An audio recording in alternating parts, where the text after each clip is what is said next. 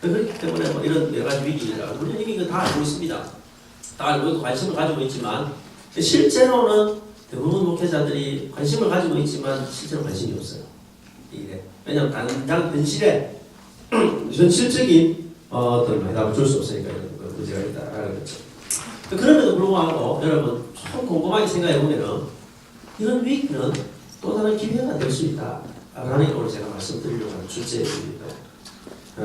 여러분 제 첫 번째 한국 교회 부흥이 여러분 열심히 다음 세대에서 씨를 뿌려서 된 일이라면 뭐 예를 들어서 이런 겁니다. 한국 교회가 선교사들이 들어와 가지고 여러분 제일 먼저 한 일이 뭐냐면 학교를 세우고 병원을 세우고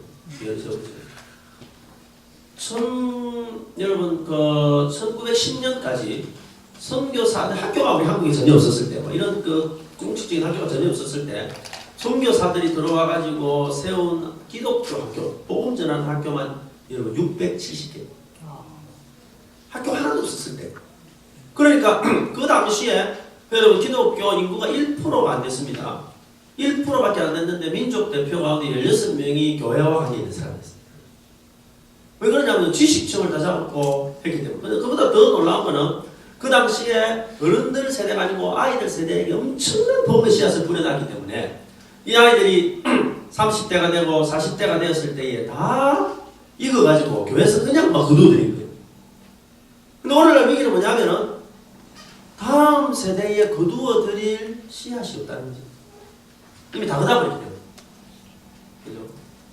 그렇기 때문에 이제 우리는 뭘 생각하냐면은 지금 당장 거두지는 못한다 하더라도 제2의 한국교회의 부흥을 꿈꾸고 생각하면 지금 다시 옛날로 돌아가가지고 아이들에게 복음의 씨앗을 열심히 뿌려놔야 돼요. 교회를 데리고 오는 것 이상으로 많은 아이들에게 복음의 씨앗을 뿌리고 교회를 한 번이라도 다 왔다 가도록 만드는 일들을 해놔야 돼요. 근데 그게 표가 안 날지 모르지만은 10년 뒤에 20년 뒤에는 반드시 열매가 되어가 돌아올 가능성이 있다. 라는 것을 조금 멀리 바라보고 씨를 뿌려야 된다. 얼마 전에 저희 교회에 어느 성도가 한 명이 이제 등록을 했습니다. 교회 한 달이다가 왔어요. 그래서 제가 물었습니다. 옛날에 교회 다닌 적 있습니까? 그러니까 다녔대요. 연세가 좀 되신 분인데 그래요. 언제 다녔습니까? 그러니까 유치원 때 다녔대요. 유치원 때 다녔는데 여러분 40년 뒤에 교회 왔는데 제가 이렇게 질문했잖아요. 유치원 때 얼마 안 다녔겠죠? 유치부 때 몇 번 다녔는데 여러분 유치부 때 몇 번 다녀도 나중에 40년 뒤에 물어보면은 옛날에 교회 다녔다 이랬다. 근데 유치부 때라도 안 나간 애들은 교회 다녔습니까? 이러면 한 번도 안 나갔대요. 한 번도 나갔다라는 이야기를 하는 것과 안 나갔다라는 이야기 하는 것은 천지 차이. 그렇죠. 그러니까 미래를 바라보고 지금 열심히 씨를 뿌려 놓으면은 우리 다음 세대가 거둘 열매가 많을 거예요. 그걸 위해서 새로운 기회가 왔다. 다시 한번 땅을 뒤집어 가지고 현실을 보고 그래도 선교사님이 우리 한국에 들어왔을 때보다는 현실이 훨씬 좋으니까. 그렇잖아요. 그때는 뭐 하나도 없었는데 그래도 열심히 땅 갈아가서 씨를 뿌려놨는데 그때보다는 지금이 훨씬 좋으니까 지금 우리가 정신 차리고 다음 세대를 위해서 지금 못 거둔다 하더라도 지금 우리 교회가 당장 성장이 없다 하더라도 열심히 뿌려놓으면 지역에 뿌려놓으면은 여러분 원래 심고 거두는 법칙이 그런 거 아닙니까? 내가 심고 딴 사람이 거두고 지금 심고 다음에 거두고 그래서 부모가 심고 자식이 거두고 그렇게 열심히 심어놓으면은 반드시 제2의 부흥이 한국에서 일어날 것이다. 저는 그렇게 믿습니다. 또 한 가지는요. 두 번째 어떤 기회가 될 수 있냐면 이 작은 교회가 성장할 수 있는 기회는 다음 세대다. 무슨 말이냐면요. 어른들을 개척을 하든지 조그마한 교회를 하면서 어른들을 데리고 와가지고 여러분 교회가 성장을 해나가는 것은 참 어렵습니다. 지금 실제로. 그래서 아주 특별한 은사가 있고 기도의 능력이 있고 도우심이 있으면 가능하겠지만은 그럼에도 불구하고 여러분 다음 세대 아이들은 가능하다는 거예요.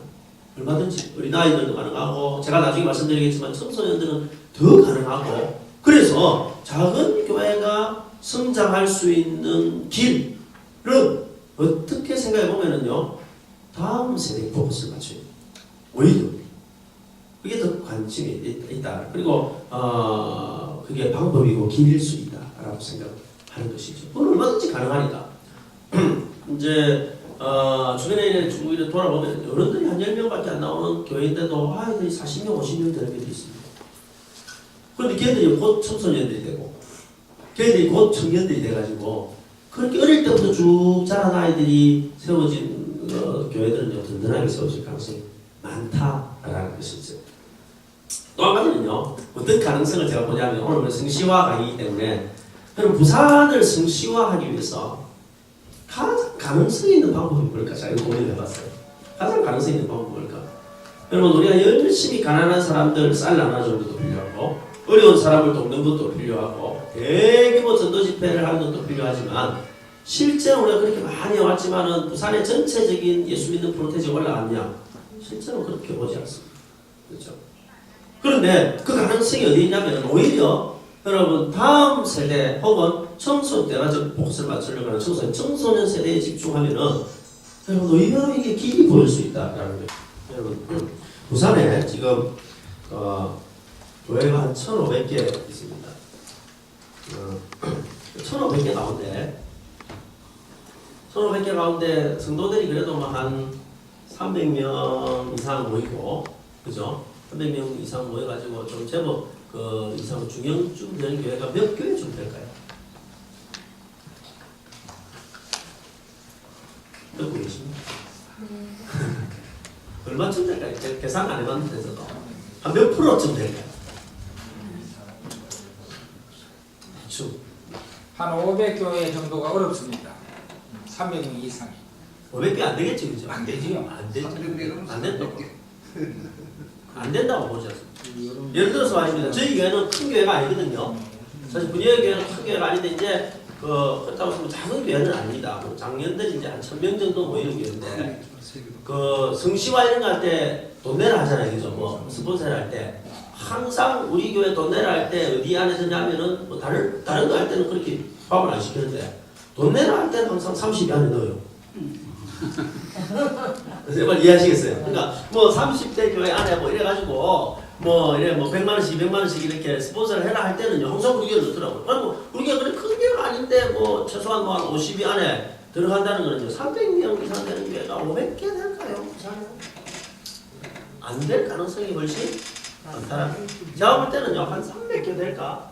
그럼 나머지는요 예를 들어서 1200개 가까이 교회 되는 교회 다 무슨 교회일까요? 작은 교회 가능성이 많다는 거죠. 그런데 이런 이 작은 교회가 예를 들어서 50명 되는 교회가 30명 되는 교회가 2배가 되는 거는요 굉장히 어렵습니다. 무지간한 노력하기 힘들어요. 그렇죠. 그래서 지금은 시대가 어떻게 되냐면 큰 교회는 점점 커지는 거예요. 그죠? 몇만 명으로 계속 가겠죠. 그런 교회가 생길 겁니다. 그러나 작은 교회는요 점점 어려워질 가능성이 더 많은 때가 됐다. 그런데 기회가 하나가 있습니다. 희망이 하나가 있다. 뭐가 희망이냐면 이게 기회예요. 예를 들어서 어른들이 이제 대형 교회가 생겨가지고 교회가 커집니다. 커지면은 여러분 교회가 커진다는 것은 어른들이 많아진다는 거죠. 어른들이 많아지면 그 어른들 퍼센트만큼 청소년들도 같이 많아질까요? 그러니까 어른들은 굉장히 성장했는데 퍼센트에 비해서 아이들의 숫자는 굉장히 떨어졌다는 거예요. 예를 들어서 말입니다. 자,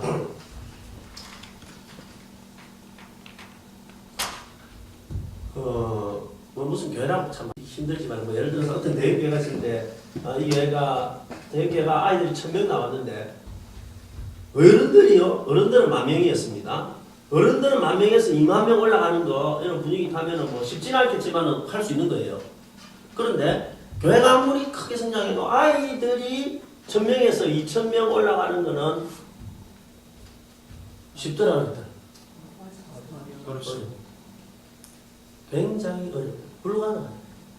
2배 만드는 거 어렵다. 그러니까 결과론적으로 볼 때는 말입니다. 물론 뭐 전도를 해가지고 많이 모일 수도 있겠지만 아까 말했듯이 사실 이래 뭐 브레콜처럼 대부분 이동을 해가지고 가는 경우가 많기 때문에 부모는 가지만 자식이 안 가는 경우가 굉장히 많아지겠죠. 그러니까 조금 더 생각해보면 실질적으로 볼 때 교회의 마이너스, 장래를 볼 때 마이너스가 되는 경우가 굉장히 많더라. 그러니까 한 100명만 돼도 말입니다. 아이들이 100명만 되는 교회, 지금 100명쯤 되면은 교회 예를 들어서 청소년이 청소년이 100명쯤 되는 교회는 한 1000명쯤 되는 그 어른들이 한 1000명쯤 되는 교회가 아이들이 청소년이 한 100명쯤 되겠죠. 100명이 150명 정도 이래 되겠는데 이 아이들이요 200명으로 올라가는 거는 굉장히 어렵습니다. 사실은. 그러니까 실제로 여러분 성시화가 돼가지고 우리가 기도하듯이 부산이 여러분 7, 8%에서 20%까지 올라가게 하기에는 어른들만 전도하는 것 가지고는 어렵다. 불가능하다. 그런데 제가 왜 기회라고 말씀을 드렸냐면